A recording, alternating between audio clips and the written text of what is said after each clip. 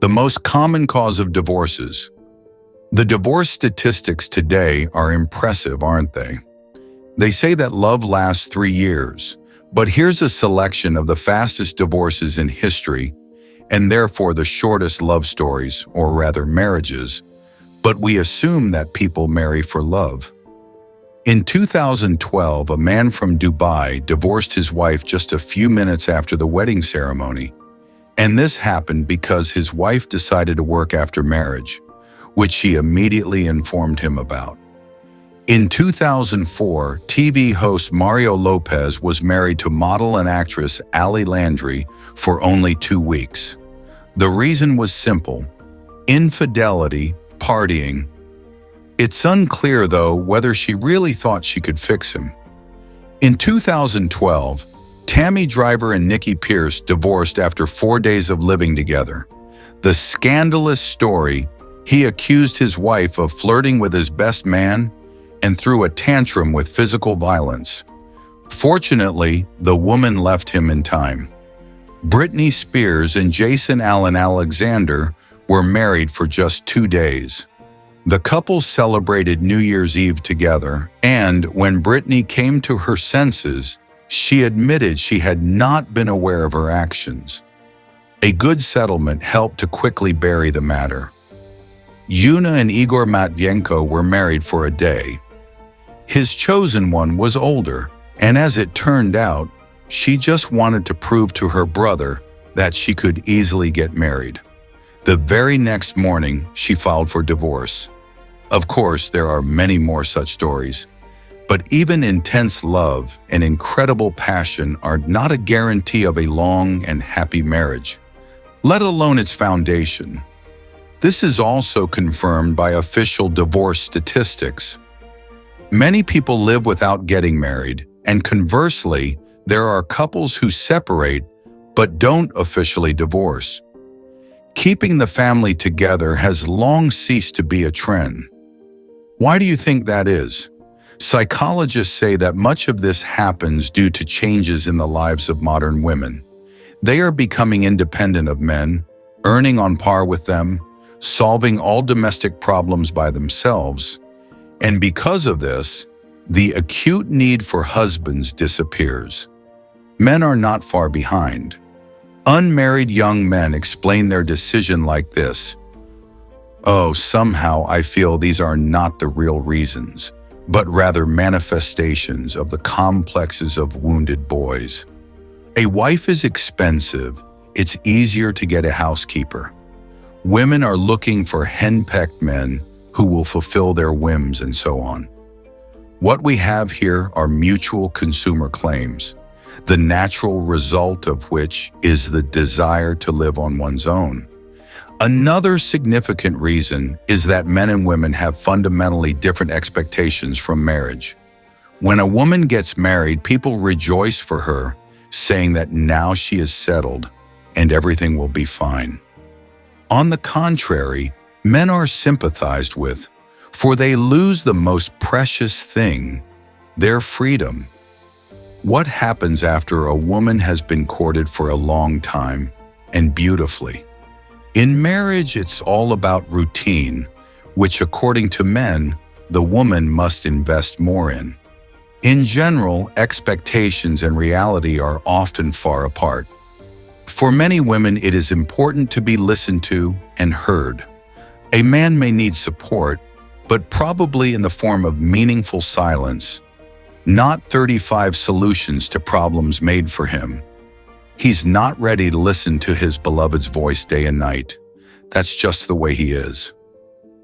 A woman wants to create her own nest, make the surroundings cozy, and she often expects the man to maintain the cleanliness she has created. The problem is that, first, not every man needs that kind of sterility, and secondly, not every man is ready to take on any domestic chores, because the mindset of someone from the post-Soviet space suggests that these are purely female duties. A woman wants to spend more time with her husband. We women are fond of coming up with joint hobbies, Latin dances in the park on Saturdays, Carton supposedly for the beloved on Sundays. Everything is planned, even leisure, and it must certainly be active and, importantly, Instagrammable. A man might not be against spending time alone with his wife, but only if it's truly about being alone, not about showy performances at her aunt's birthday.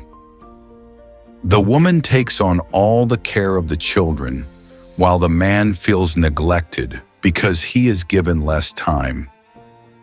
A man doesn't consider his infidelity as something extraordinary because we are constantly told on TV that all men are polygamous, and we women are supposed to just accept this fact and not get offended. At the same time, the same man would be furious if his wife were to cheat. He is the only one allowed to stray. Thus, the reason for divorces is that men and women have different views on marriage. From the women's side, expectations are more often not met. Just think about it. In more than 68% of cases, it is women who initiate divorces. Therefore, when entering into relationships, it's crucial to make a list of expectations for yourself so that there are no unmet hopes. And if we enter each new relationship with magical dreams, there will be endless disappointments. However, as practice shows, no matter what life teaches us, the heart believes in miracles. After separating from one partner, we don't lose hope of finding happiness with another. But here's what my male friends, whether divorced or still married, say about the reasons for divorce or breaking up relationships. A man's perspective. Once a woman gets married, she quickly stops being the woman who attracted him. Sweet and accommodating, she becomes demanding and irritable, gains weight, starts commanding, and so on. This is noted by almost all the men I know. A woman, to some extent, changes, and most often not for the better. My perspective, a woman doesn't change. She becomes herself, just as a man does. Perhaps she just relaxes a bit. That's why more and more people today are advocating for living together before getting married, to understand if you're compatible in everyday life. A man's perspective, not only does a woman change, but she also wants the man to change. This is manifested in different ways. They start to care about their husband's appearance, demand more money, ask for more attention to themselves, try to take leadership from the man and make him submit. Women are never satisfied with what they have. They need more, but they prefer to get it at their husband's expense. My perspective, this is half true. Yes, indeed, some women have this trait, the desire to constantly improve the quality of their lives, but only the less wise representatives of the fairer sex turn into a saw for their husband. And if a man allows himself to be sawed, then he fully deserves such a wife. These two complaints from men describe the most common, from the average person's point of view, reason for divorce: we didn't get along. These lead to marital infidelity, after which there's no turning back. In general, if at the beginning of a relationship you clearly articulate your values, goals, and expectations from the union, and it turns out that these points align for both partners, there won't be any changes. Transformations can only occur in the form of personal growth. But if this value is shared by both the woman and the man, the changes will be solely beneficial. The banal "we didn't get along" is nothing but the result of entering into a relationship blindly. When the hormone oxytocin is at play, we seem perfect to each other, but when its release stops, we begin to see the real person in front of us, someone far from the ideal we imagined in our minds. If you didn't get along, then break up and give yourself the chance to be happy with other people. Perhaps, after some time, you will be able to congratulate each other on this decision. Happy anniversary. Thanks, and you too.